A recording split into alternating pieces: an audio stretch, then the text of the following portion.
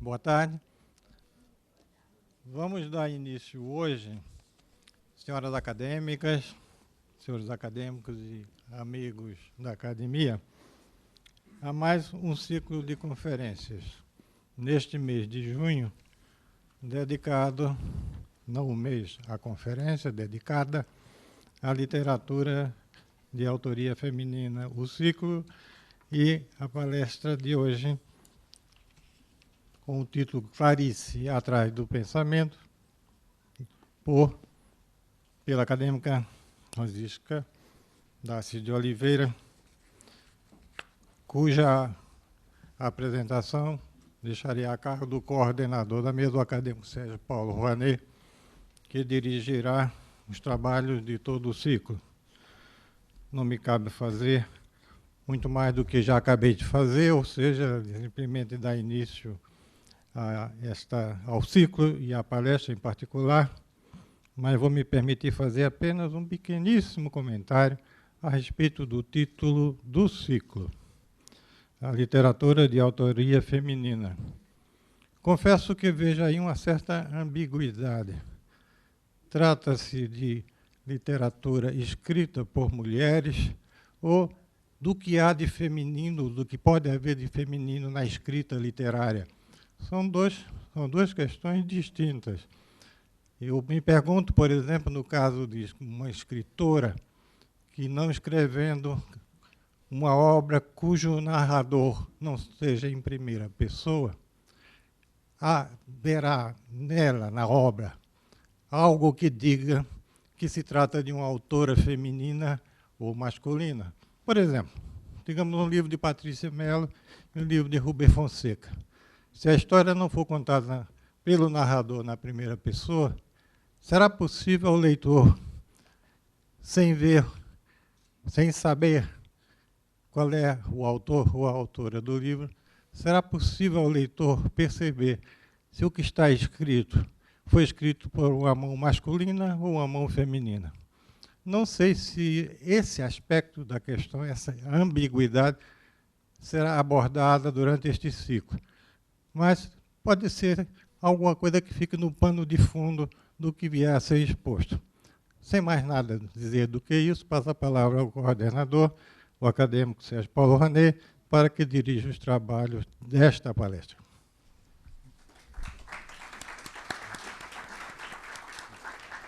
Muito obrigado, senhor presidente, senhoras acadêmicas.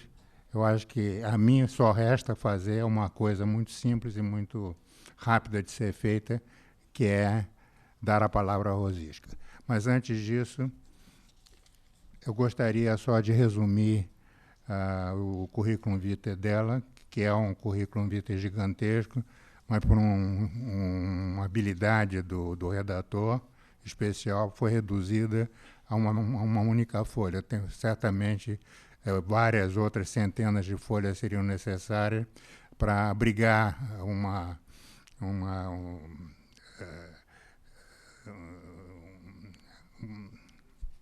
a presença de toda a atividade cultural que a Rosisca vem desempenhando ao longo dos anos.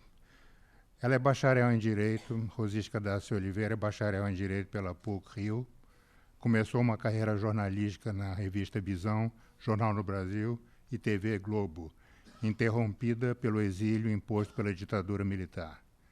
Na Suíça, tornou-se doutora pela Universidade de Genebra, onde lecionou por 10 anos. De volta ao Brasil, implantou no Rio de Janeiro o Instituto de Ação Cultural, que fundara na Suíça. Integrou a delegação brasileira à Conferência Mundial sobre População no Cairo e co-chefiou a delegação à Conferência Mundial sobre a Mulher em Beijing. No governo federal, presidiu o Conselho Nacional dos Direitos da Mulher.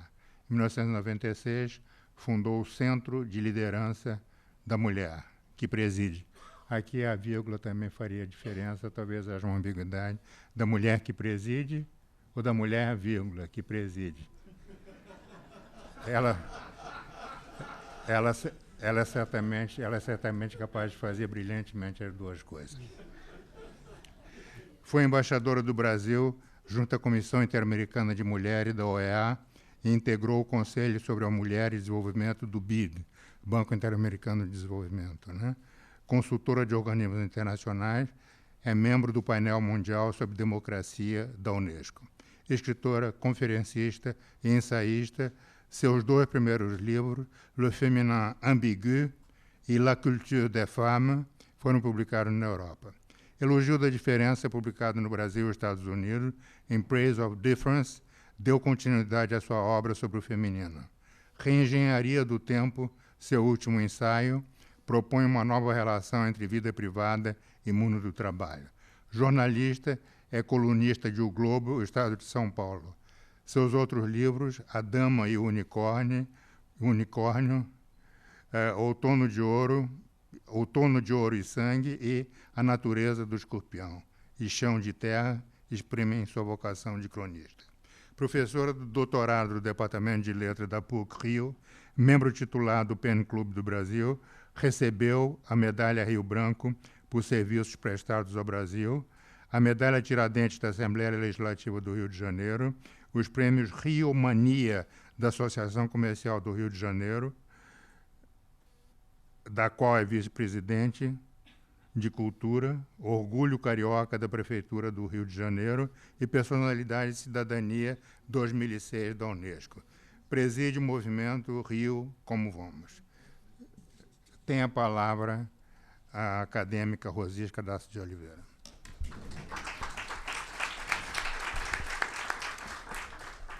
Muito obrigada, acadêmico Sérgio Rouanet. Muito obrigada, senhor presidente, Geraldo Holanda Cavalcante. O presidente Geraldo Holanda Cavalcante levantou uma questão, que é uma questão que já vem sendo debatida há mais ou menos 20 anos, sobre essa questão da literatura feminina, literatura escrita por mulheres, enfim. Embora eu já tenha me pronunciado muito sobre isso, sobre esse tema, e tenha ficado tentada abordá-lo aqui, eu fiz uma escolha diferente, porque penso que hoje, 20 anos depois, a resposta a essa pergunta não está mais na teoria, está nas obras. E, por isso mesmo, eu preferi não perder tempo com uma questão teórica e me debruçar mais sobre aquilo que realmente é o tema que me fascina, que é a obra de Clarice Lispector. Então, eu não entrarei nessa questão. Por outro lado, é com um imenso prazer que eu vou abordar, não a obra, mas, enfim, alguns aspectos da obra de Clarice Lispector, porque há alguns autores, alguns artistas a quem nós devemos a nossa própria formação, a quem nós devemos uma abertura ao mundo. E, no meu caso pessoal, na minha biografia pessoal, a minha relação com a obra da Clarice, eu vejo exatamente como uma dívida de gratidão. Por isso eu abordo aqui com muito prazer esse tema que eu chamei Atrás do Pensamento, que é uma expressão da própria Clarice e que significa uma busca. E é isso que nós vamos ver, não é? Porque no princípio era o verbo, mas o verbo se fez selvagem no coração de Clarice, não é? Perto do selvagem coração da vida, longe da razão que aplana o mistério, perto da intuição, de assombros, de sobressaltos, longe das definições que explicam o mundo. Numa terra de ninguém, território insólito do feminino, raiava em 1943 Clarice Lispector. Raiava, a expressão é de Antônio Cândido, um dos primeiros a reconhecer nessa moça, recém-saída da adolescência, objeto não identificado das letras brasileiras, a vocação solar que se confirmaria ao longo de quase meio século de escrita. A crítica da época, afeita a uma literatura voltada para o drama social, previsível em seus conteúdos e realista na forma, foi deixada ao relento pelo transbordamento de uma linguagem maré cheia, pela fulgurância de uma autora inclassificável, sem passado na história literária brasileira, excêntrica aos gêneros e estrangeira ao meio erudito. Raiava Clarice Lispector com Perto do Coração Selvagem, título extraído da epígrafe colhida no retrato do artista quando jovem, o que induziu a crítica a encontrar em James Joyce uma influência decisiva em seu estilo. Toda novidade desnorteia a teoria. Perto do Coração Selvagem desnorteou a crítica, que ora pretendia não compreendê-la, ora buscava influências, ora invocava o temperamento feminino. Aqui abro aspas. Apesar da epígrafe de Joyce, que dá título ao livro, é de Virginia Woolf que mais se aproxima a senhora Clarice Lispector, o que talvez se possa assim explicar. O denominador comum da técnica de Joyce, quando aproveitado pelo temperamento feminino. É a interpretação de Álvaro Lins em Os Mortos de Sobrecasaca. Nós sabemos hoje, pela própria Clarice, que nem sequer ela lera Joyce, mas apenas se encantara com uma frase que lhe parecera pura harmonia com o tom do seu primeiro romance. Tampouco sabia, então, da existência de uma escritora chamada Virginia Woolf. Razão tinha, pois, Alceu de Amoroso Lima, que escreveu, Clarice Lispector não escreve como ninguém, e ninguém escreve como Clarice Lispector. Alceu de Amoroso Lima afirmou, assim, uma verdade simples. A literatura de Clarice vem de dentro dela mesma sem explicações, assim como não se explica por que uma fonte aparece de repente em determinado lugar e não em outro. O que não significa isolá-la de sua época, ignorando que, como qualquer escritor, ela respira o ar de um tempo que, imperceptível, é, no entanto, vital à sua obra. Clarice escreve quando o romance moderno, sob o impacto de Joyce, Virginia e Proust, derrubar as fronteiras entre realidade e construção do real, entre fato e versão do fato, entre mundo interno e mundo externo. A verdade humana, fugidia, esconde-se na miríade de impressões fugazes que atravessam subitamente a consciência de um personagem, vindas de algum lugar recôndito do inconsciente, impressões que vão tecendo, às vezes, pelo avesso, o tecido do real. Clarice escreve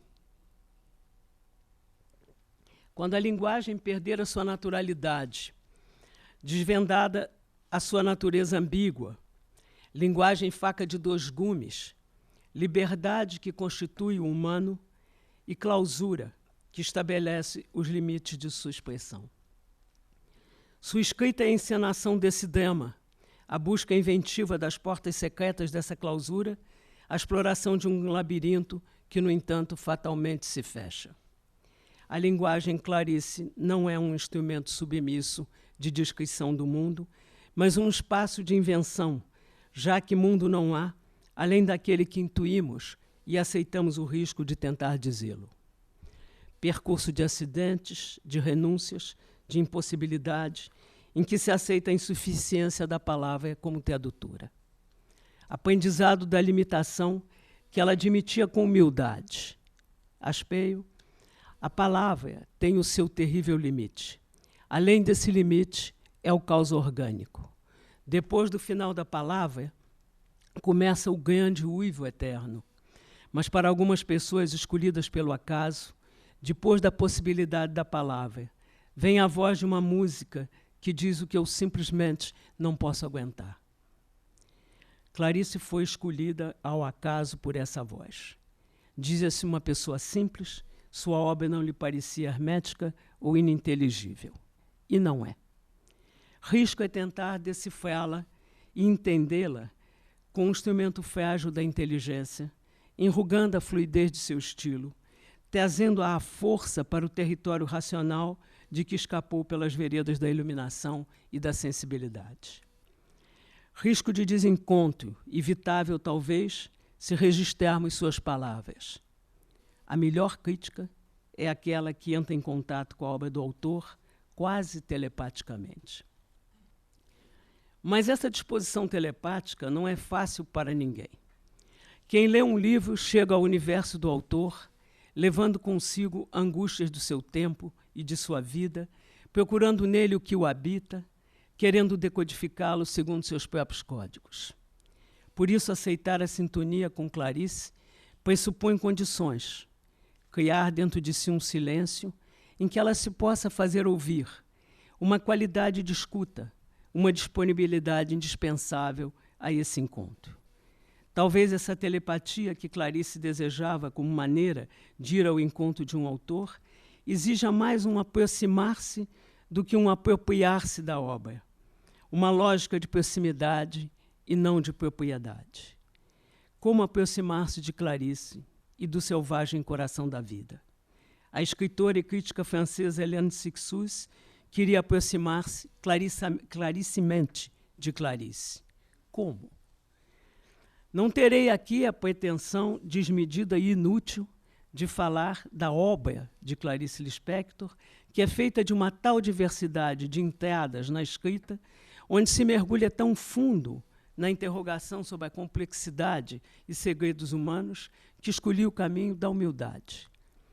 Talvez prestando a Joana, de perto do coração selvagem, sua primeira anti-heroína, a mesma atenção apaixonada que ela, Joana, prestava ao mundo.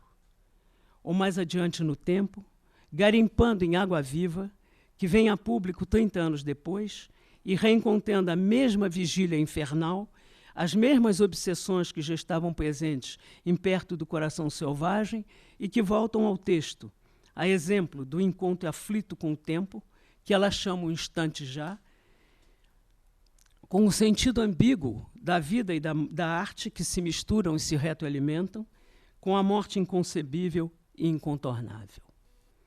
E com o silêncio, o implacável silêncio de Deus. E recorrente na obra de Clarice, a sensualidade na escrita, que obedece ao impulso que vem do corpo, intraduzível sem essa linguagem outra, que Clarice criou como a transcrição de um sonho sonhado em outra vida, que é o traço inconfundível de sua literatura. É esse traço esboçado nesse primeiro romance de juventude que reencontraremos plenamente afirmado em Água Viva. Aproximar-se de Clarice exige mais do que a atenção, mais do que a concentração telepática que ela esperava do leitor. Cabe ainda lembrar-se do conselho de um influente teórico da literatura, Jan Starobinski. Aspas. Mas vale, em certas circunstâncias, esquecer-se de si e se deixar surpreender. Em troca, sentir-se-á vindo da obra, o olhar de uma consciência radicalmente outra, que nos fixa, vem ao nosso encontro, nos interroga e nos força a responder. O livro nos interroga. Abrir-se a esse olhar, que perto de Coração Selvagem e Água Viva lançam sobre nós, deixar-se ler por Clarice, assim como ela se deixa ler pelas coisas, talvez seja um modo de aproximar-se clarissimamente de sua literatura, acolhendo sensações e descobertas que, ao se incorporarem ao nosso dia a dia, já nos aproximam um pouco mais do selvagem coração da vida. Aproximemo-nos, pois, de Joana. Joana, sua primeira personagem. Joana é pura vigília, não tem rosto. Dela conhecemos não o perfil, mas as alegrias. Não a história, mas a memória. E essa menina nos chega toda atenção, concentração pura. A ela, Sofia de Mello Breiner poderia ter dedicado seus versos, aspas, ia e vinha, e a cada coisa perguntava que nome tinha.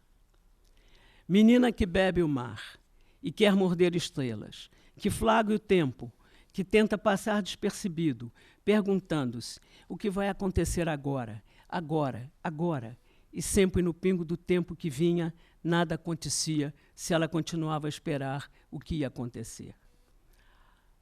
Alma atribulada, atenta ao ínfimo movimento de tudo que vive, respirando no fôlego do mundo, convivendo com o invisível, pensando sem repouso, ela pergunta a cada coisa mais do que o seu nome, a sua razão de ser mais secreta.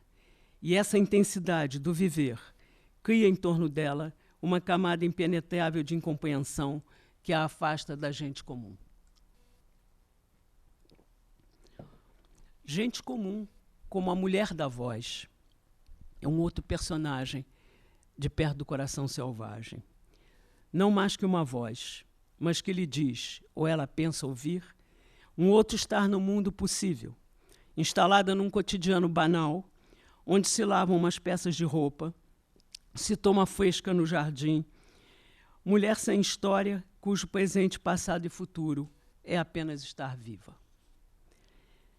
Aspas, que compreende a vida porque não é suficientemente inteligente para não compreendê-la, enquanto que ela, tão dolorida, a força de lapidar com o pensamento a experiência, suspeita que acaba por perdê-la.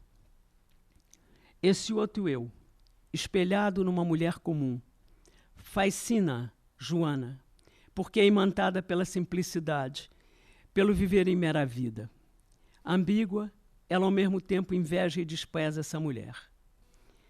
Aspas, pegou um lápis, num papel rabiscou em letra intencionalmente firme, a personalidade que ignora a si mesma realiza-se mais completamente. Verdade ou mentira?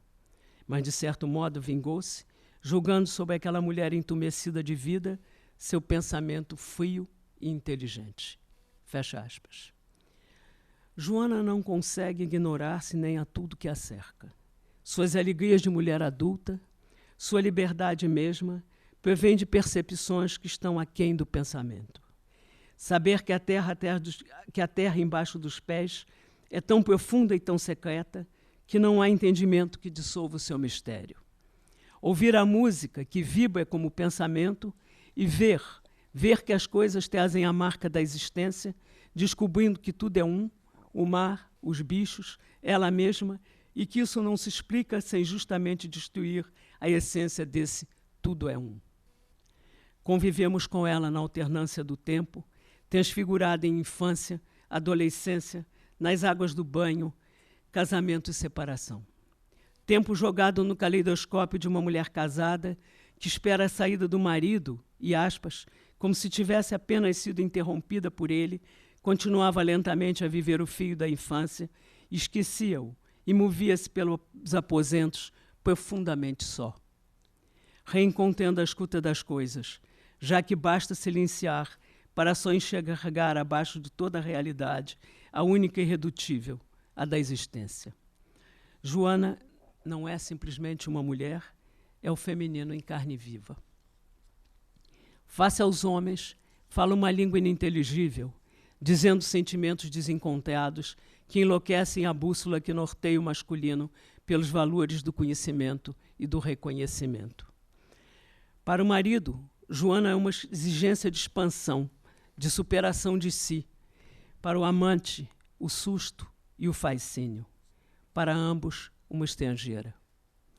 Um intervalo separa duas claves. Aspas. Ela, um ponto, um único ponto, sem dimensões, é o máximo da solidão. Um ponto não pode contar nem consigo mesmo. Foi, não foi, está fora de si. Ele, está chovendo, estou com fome, o dia está belo. Esse diálogo de surdos não impede a ternura, mas tampouco a consciência de que o casamento transforma no que ela não é. Aspas. Assim como o espaço rodeado por quatro paredes tem um valor específico, provocado não tanto pelo fato de ser espaço, mas pelo estar rodeado por quatro paredes. Joana pisa um território desconhecido, deixa rolar as palavras, aspas, vindas diante da linguagem, da fonte, da própria fonte. Fecha aspas.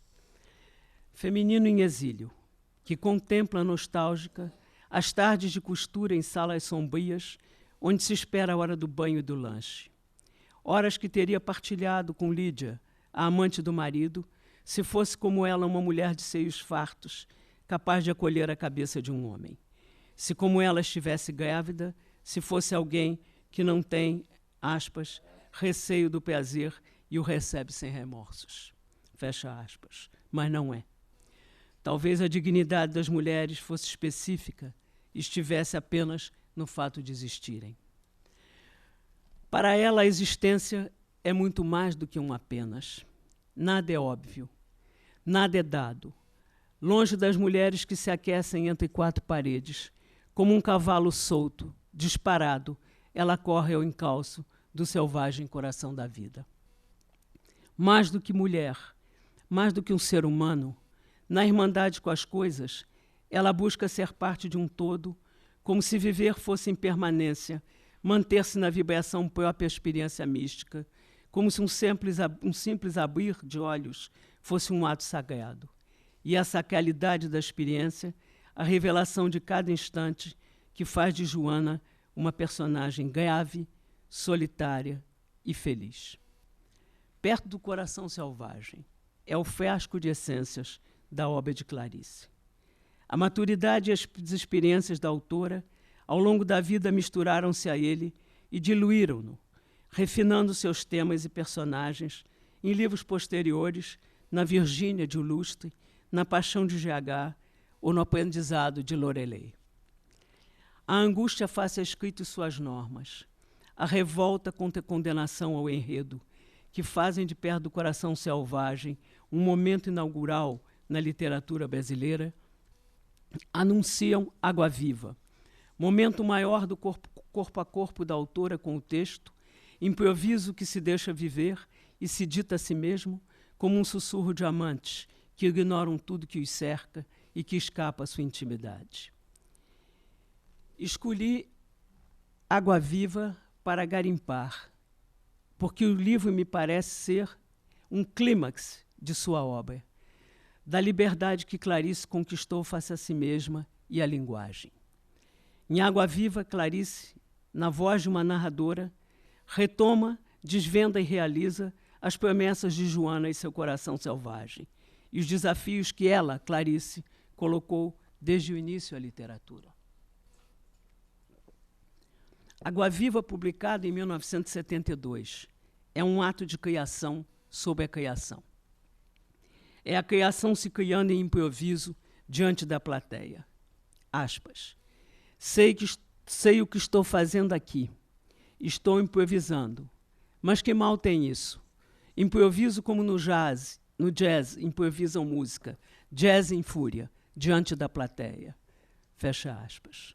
Comentando o livro Uma Aprendizagem, ou o Livro dos Prazeres, publicado em 1969, o crítico Eduardo Portela escreveu, aspas, mas se nos perguntássemos qual o tema preciso desse romance, nós diríamos que é a linguagem.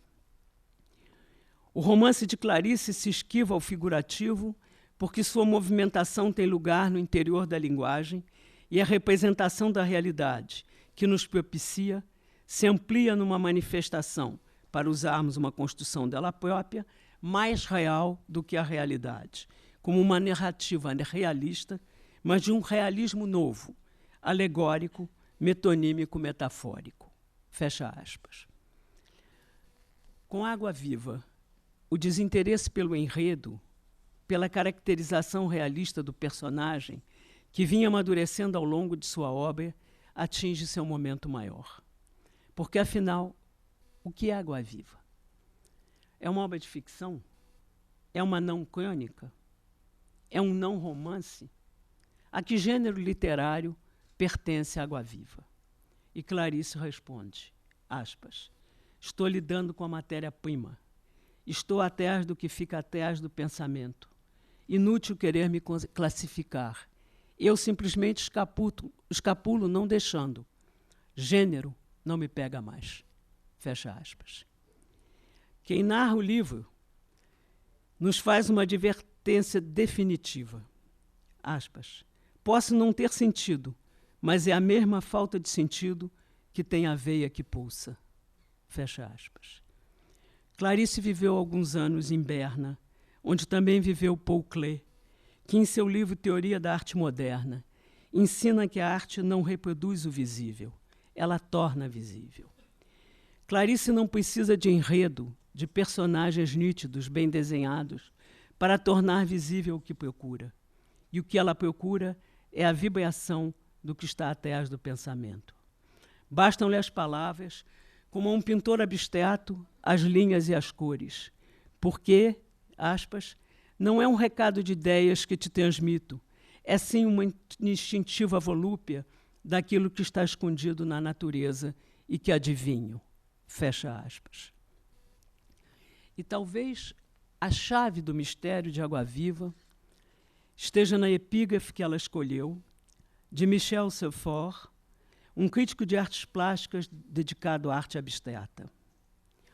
Diz ele: tinha que existir uma pintura totalmente livre da dependência da figura, do objeto, que, como a música, não conta uma história, não lança a mão de um mito. Tal pintura contenta-se em evocar os reinos incomunicáveis do espírito, onde o traço se torna existência. Fecha aspas. Eu creio que é esse lugar, atrás do pensamento, os reinos incomunicáveis do espírito, onde a palavra se torna existência, que Clarice busca em Água Viva. E quanto ao improviso, ainda que ela coincide com o impulso criador de Paul Klee, que pensava que um dia deveria ser possível improvisar livremente no teclado cromático dos potes da aquarela. A narradora de Água Viva é uma pintora, e que é pintora nós só sabemos por levíssimas pinceladas. Uma pintora que se lança às palavras, à escrita, com o regozijo de quem descobre a liberdade do improviso, algo próximo dessa liberdade que Paul Klee almejava e que, aliás, realizou, e anuncia, então, Clarice essa aleluia, uma palavra tão recorrente em seu vocabulário. Aspas, esse não é um livro, porque não é assim que se escreve. O que escrevo é um só clímax. Meus dias são um só clímax.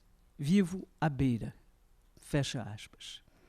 Água Viva realiza, assim, o que talvez se possa chamar de uma literatura abstrata ou não figurativa, assim como existe uma pintura abstrata. Não creio que nenhum outro escritor tenha conseguido, com tanta maestria, o despojamento e, ao mesmo tempo, a fulgurância de uma literatura não figurativa. Água Viva, contrariamente ao que pode parecer, não é um livro sem objeto. É um livro-objeto, e essa é a diferença. Se de uma maneira enigmática, misteriosa, que não interessa explicar, o texto nasce de Clarice, ele ganha uma vida autônoma, torna-se obra, objeto autônomo, que nos interroga, que joga sobre nós o seu olhar e nos inquieta. A narradora explica, aspas, escrever é o modo de quem tem a palavra como isca. A palavra pescando o que não é palavra. Quando essa não palavra, a entrelinha, morde a isca, alguma coisa se escreveu. Uma vez que se pescou a entrelinha, pode-se jogar a palavra fora. Fecha aspas. O substrato da literatura de Clarice Lispector está nessas entrelinhas, naquilo que a palavra como isca pescou, e o que ela pescou é o que nos alimenta.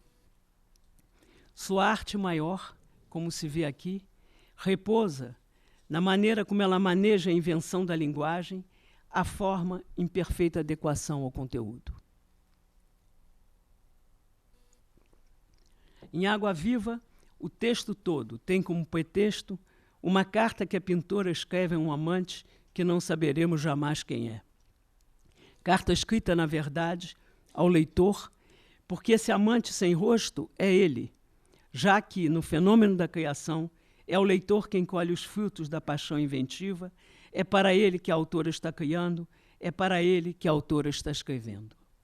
Como personagem, esse amante tem tão pouca consistência quanto tinha a mulher da voz, de perto do coração selvagem, ou quanto tinha em A Paixão segundo GH, aquela mão que GH pedia que segurasse a sua, sem o que não conseguiria continuar. Clarice dá às suas narradoras um interlocutor vago, impreciso, uma alteridade que as ajuda a narrar e que, sem ele, poderia ter sido um desesperado e estéril monólogo. É esse interlocutor quem as ajuda na procura da pergunta que se esconde nesse texto misterioso que nos chega na voz de GH. Aspas. Não. Nem a pergunta eu soubera fazer. No entanto, a resposta se impunha a mim desde que eu nascera. Fora por causa da resposta contínua que eu, em caminho inverso, fora obrigada a buscar a que pergunta ela correspondia. Fecha aspas. Essa resposta que se impunha a ela desde que nascera é o seu poder criativo que, ao longo da vida, construiu uma obra literária luminosa onde a pergunta é ela mesma. Ela mesma, essa mulher que não está certa de pertencer ao gênero humano, que alimenta a nostalgia de não ter nascido bicho, o sentimento de viver na fronteira entre o humano e o animal, alguma coisa que precede a consciência humana, que vem de uma consciência antiga, uma consciência que ainda não é consciência, uma experiência de mundo anterior à sua, que é a dos bichos que não sabem da morte. Por isso, quando um bicho uiva, ela ouve o chamado, e esse chamado se manifesta por uma forma de inquietação que não se exprime, não fala. Aspas. Não ter nascido bicho é a minha secreta nostalgia. Eles às vezes chamam de longe, muitas gerações atrás, e eu não posso responder senão ficando inquieta. É o chamado. E eu estou tentando fotografar o perfume ou reproduzir o gosto com palavras. Fecha aspas. Na voz da narradora, o livro retoma uma velha obsessão já presente em Perto do Coração Selvagem, a tentativa de capturar o instante já que atraía toda a atenção de Joana. Aspas. Tente entender o que pinto e escrevo agora. Vou explicar. Na pintura como na escritura, procuro ver estritamente no momento em que vejo, e não ver através da memória de ter visto num instante passado. O instante é este. O instante é de uma iminência que me tira o fôlego. O instante é em si mesmo iminente. Ao mesmo tempo em que eu vivo, lanço-me na sua passagem para outro instante. Fecha aspas. A menina Joana tem na adulta narradora de Água Viva uma alma gêmea que ecoa e prolonga seu aflito estar no mundo. Essa narradora sem história e sem nome, dela se conhecem também todas as alegrias e todos os abismos. Dela se conhecem todos os sentimentos, as sensações, as experiências, a sensualidade e a inconformidade com a morte, e o diálogo desesperado com a presença ou ausência muda de Deus. Seu tempo é o instante, o agora. Sem passado nem futuro, ela se pergunta então, será que eu passei para o outro lado? O outro lado, diz ela, é uma vida latejantemente infernal. Latejantemente infernal porque é um estar acordado, estar vivo permanentemente, para todo um instante já, um instante que já se está passando. Fecha aspas. É num instante já que Clarice habita sua água viva, que se desenrolará em torno de si mesma como as imagens de um caleidoscópio. Convivendo com o invisível, como fazia Joana, enfeitiçada, escrevendo como se for a música que é feito para ser sentida e não compreendida. Água Viva põe em cena o ato de criar. Água Viva é uma autobiografia encantatória de uma artista obcecada pela própria criação. Aspas. Eu tomo conta do mundo o tempo todo. Por quê? Porque eu já nasci incumbida. Fecha aspas. Os artistas nascem incumbidos. Estão condenados a dar a ver o invisível, queiram ou não, eles criarão. Que eles sejam pintores, que eles sejam escultores ou escritores, eles criarão. E essa criação é intrínseca à própria pessoa, é útero e placenta, dando à luz a si mesmo. A narradora de Água Viva come a própria placenta para melhor amamentar. Na obra de Clarice, seus personagens mais fortes são mulheres e criadoras. GH é escultora. A narradora de Água Viva é uma pintora que escreve. Macabeia, seu personagem mais dissonante, da Hora da Estrela, é como um avesso, a que não cria nada, e ouve na rádio relógio o instante, a vida que passa em branco. A criação para Clarice, em palavras suas, é uma aleluia e uma liberdade. Água Viva é um cântico à alegria da escrita. Aspas. Estremeço de prazer por entre a novidade de usar palavras que formam um intenso matagal. Luto por conquistar mais profundamente a minha liberdade de sensações e pensamentos sem nenhum sentido utilitário. Sou sozinha, eu e minha liberdade. É a alegria intensa da criação que torna a morte, o grau zero da liberdade, inaceitável. É então que o que foi aleluia, no seu texto, se transforma em Requiem. Água Viva é um pungente Requiem por si mesma. Lamento, inconformidade frente ao escândalo da morte. Deslizamento de uma denúncia do horror alucinante de morrer para um apelo aflito à presença, ou pelo avesso, à ausência de Deus. E um pungente pedido de socorro. Aspas. Eu é que estou escutando o assobio no escuro. Eu que sou doente da condição humana. Eu me revolto. Não quero mais ser gente. Quem? Quem tem misericórdia de nós, que sabemos sobre a vida e a morte, quando um animal que eu profundamente invejo é inconsciente de sua condição? Quem tem piedade de nós?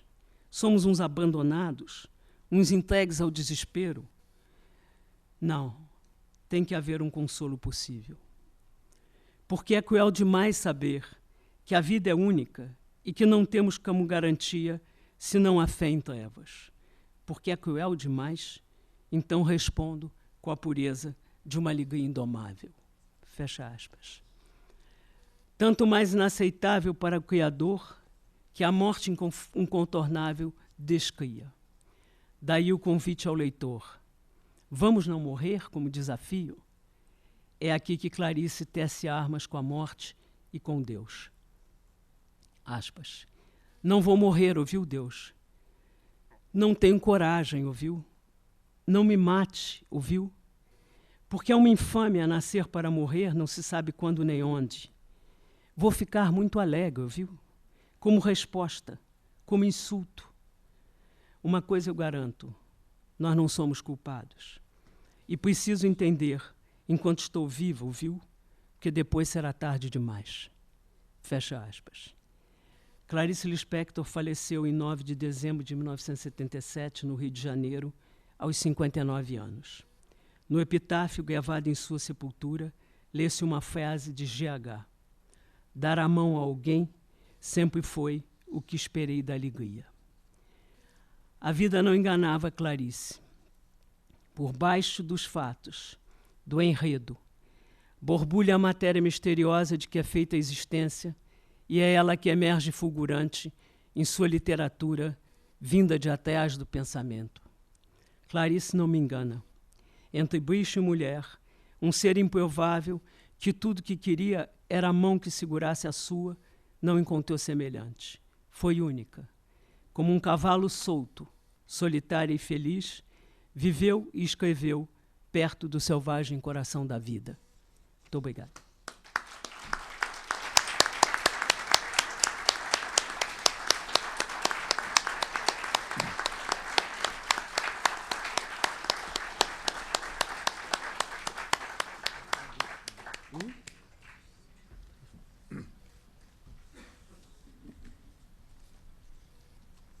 Rosias, que você fez uma palestra tão extraordinariamente brilhante e que eu tenho que ficar um pouco consternado com o fato de não ter lido a sua conferência antes.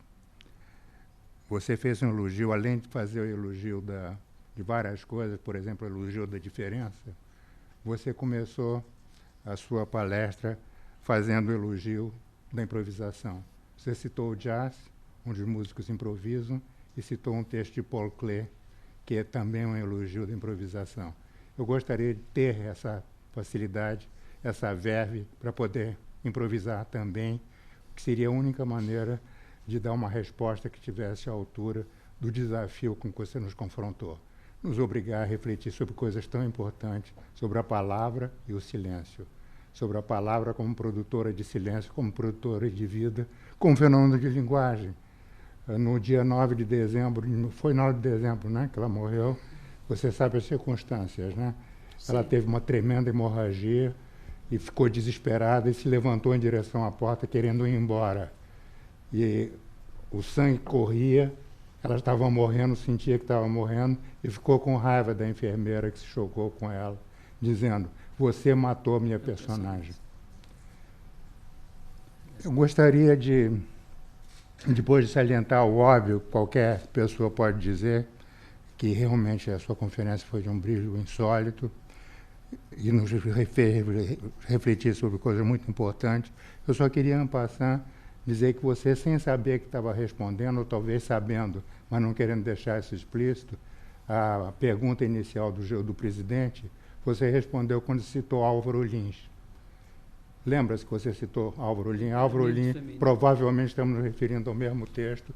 É um texto em que Álvaro Lins tenta mostrar que existe, sim, uma diferença entre o discurso masculino e o discurso feminino.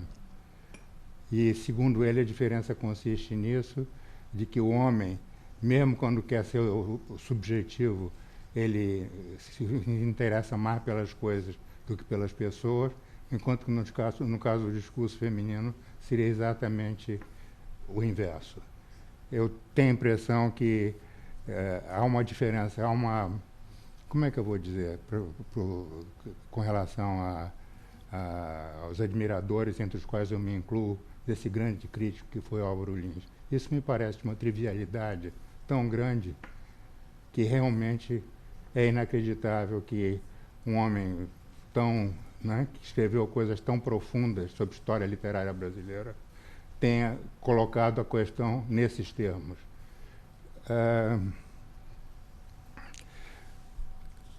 Eu me lembro que, se não me engano, que eu posso estar enganado, mas se não me engano foi a Kristeva que colocou a questão da écriture féminine. Né? Eu acho que a gente deve pensar, eu admiro muito os autores búlgaros radicados na França, razão pela qual gosto de Todorov e gosto da Kristeva, mas também me parece que não tem cabimento falar numa écriture feminine, porque não numa écriture ucranienne, por exemplo. Ela também tinha, bem ou mal, ela tinha... Eu não acredito em que consistiria esse discurso feminino. Seria um discurso em que se dão receitas de bolo, em que se comenta sobre... Eu não acredito, honestamente, você possivelmente deve acreditar, mas eu acho que existem diferenças psicológicas e semelhanças psicológicas entre ucranianos e piauienses, entre mulheres e homens. Viva, vamos fazer o elogio da diferença, mas onde a diferença realmente se verifica. Isso é um assunto talvez que possa ser discutido mais tarde. Aliás, nós estamos discutindo essa questão da diferença há algum tempo atrás. Eu queria... Você também se referiu ao lado da Clarice como estrangeira.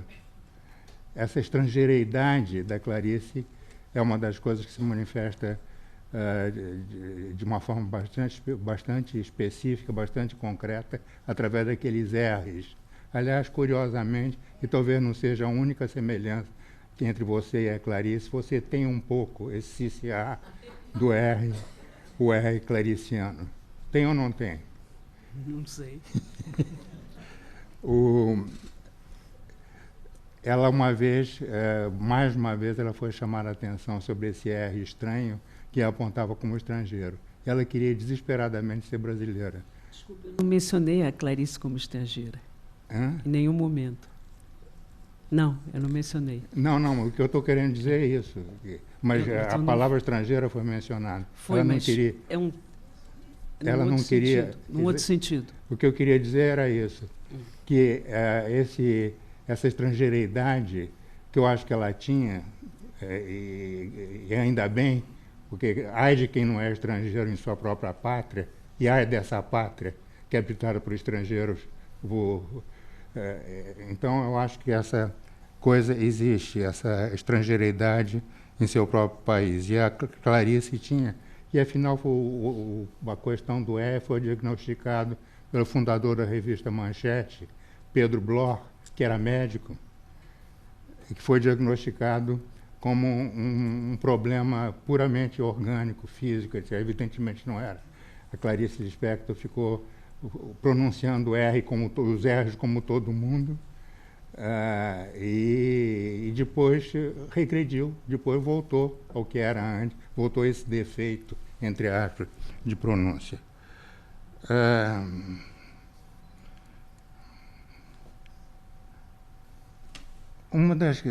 Talvez seja o destino das mulheres excepcionais, muitas vezes excepcionalmente belas, excepcionalmente inteligentes, talvez seja o destino delas serem elogiadas por razões que não são totalmente plausíveis. Um dos críticos que escreveu sobre Clarice Lispector, um crítico americano, afro-americano, que se especializa em escrever sobre literatura brasileira, ele diz que como lidar com uma pessoa que parece a Marlene Dietrich e escreve como Virginia Woolf. Como lidar com uma pessoa assim?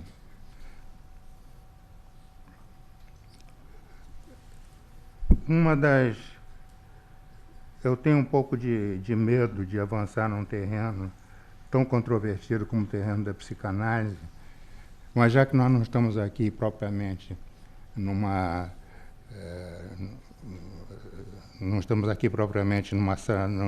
banca de defesa de tese, banca de doutorado, etc., talvez eu possa adiantar algumas reflexões, talvez dar algumas informações sobre a relação da Clarice Lispector com a psicanálise.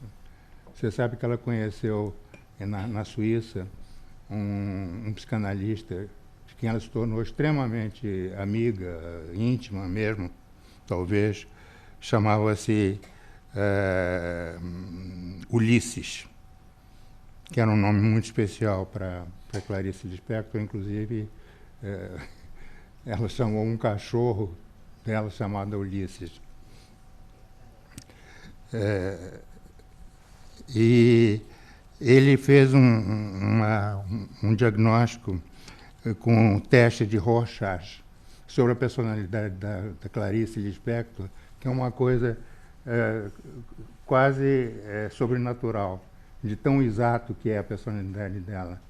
Realmente ele fez um retrato de uma das personalidades mais complexas que jamais existiram, de uma maneira compreensível e que me parece psicanaliticamente exata. É sobre a questão das várias Clarices, das várias personalidades. E você sabe quem definiu essa questão do pluralismo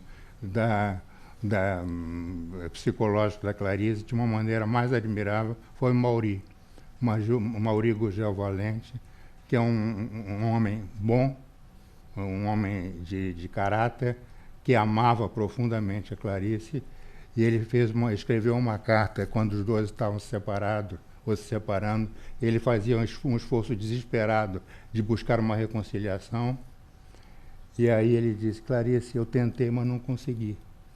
Eu queria pedir desculpas a você, eu não consegui entender você tão plenamente como eu estou entendendo agora. E a dificuldade está em que existe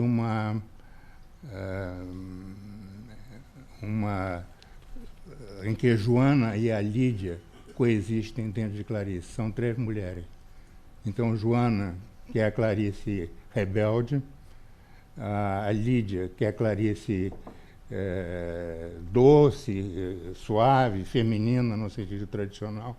E essas duas mulheres fantasmas são emanações, por assim dizer, de outra Clarice, que seria biograficamente a verdadeira Clarice. E um último comentário, eu sei que não é papel do coordenador dizer as coisas que eu estou dizendo agora, realmente é o último comentário, é com relação a um dos conceitos mais curiosos e mais fascinantes na teoria literária, que é o conceito criado, se não me engano, não é Eduardo Portela, não sei se por Bakhtin, que é o conceito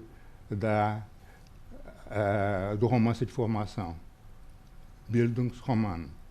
E existe toda uma discussão sobre se a relação, por exemplo, que existe entre a personagem de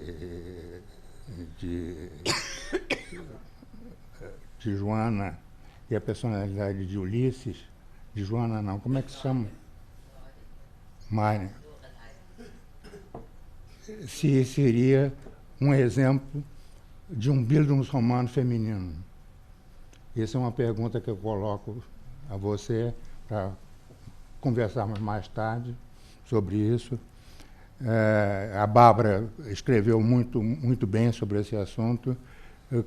Nós temos uma certa dificuldade em aceitar, em enquadrar dentro de categorias psicológicas ou psicanalíticas normais esse conceito de romance de formação, romance, o que parece ser justificado pelo próprio título do livro, em que esse tema do aprendizado é colocado, aprendizado ou livro dos prazeres.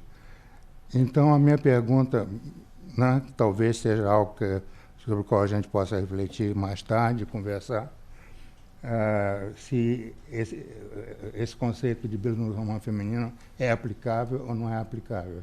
Bildungsroman é uma coisa maravilhosa, né, no seu sentido original, tal como formulado por Bakhtin, e a origem está em Goethe, os anos de peregrinação de Wilhelm Meister, a ideia, o herói vai se aproximando de vários mentores e vai pouco a pouco aprendendo, sua vida, sua personalidade vão se construindo e no fim do trajeto ele chega então a ser uma pessoa formada no sentido alemão de Bildung, talvez no sentido grego de paideia também.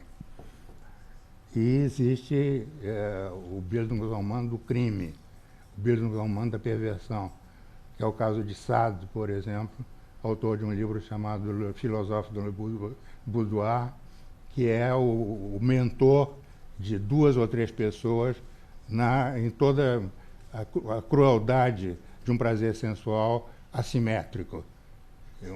É uma tentativa que funciona mal quando a mulher tem prazer. A mulher não pode ter prazer. Ela tem que ser sadicamente, sadianamente, ela tem que ser punida com o castigo de não ter prazer. Isso também é um Bildungsroman. Ele ensina como se chega a esse objetivo. E ela tem uma pupila também,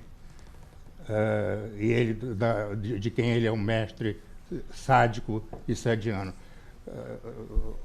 Rosisca, com isso eu quero terminar, falei muito mais do que devia ter falado, é que a sua palestra foi tão cheia de estímulos, e você disse coisas tão inteligentes, de uma maneira tão brilhante, que só me resta dizer isso. Você terminar talvez dizendo isso, que você citou a frase que está no túmulo, no epitáfio, só que o que está no epitáfio é assinado. E essa assinatura não é Clarice Lispector, essa assinatura é Chaya, que é o nome hebraico de Clarice Lispector.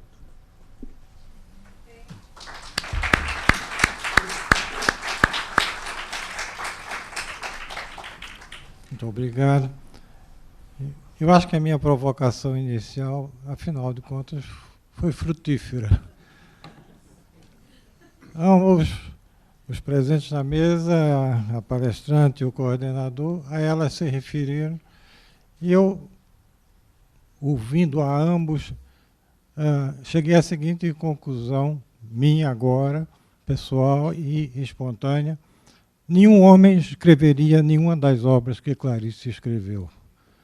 Muito obrigada pela presença de todos. Está encerrada a sessão.